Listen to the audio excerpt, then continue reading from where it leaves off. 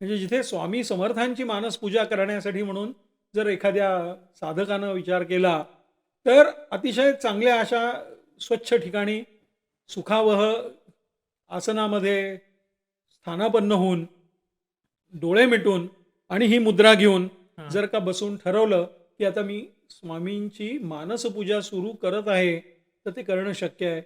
त्याच्यासाठी देखील परत शुचिर्भूतपणे ते करण्याची, स्वच्छ वस्त्र परिधान करण्याची, स्नान संध्या करण्याची ह्याची काहीही गरज नाही. हं.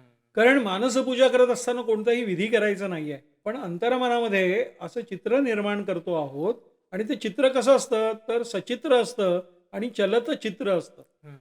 म्हणजे एखादा व्हिडिओ बघावा असं आपल्या डोळ्यासमोरून डोळे मिटल्यानंतर सुद्धा ते चित्र हे उलगडत गेलं पाहिजे. हां. स्वामींची प्रत्यक्ष देहानं विधिवत पूजा करतो, त्याच प्रकारे मानसिक पातळीवरती पूजा करायची आहे. हं. म्हणजे डोळे मिटून बसलो, या अवस्थेमध्ये बसलो, महाराजांचं स्मरण केलं.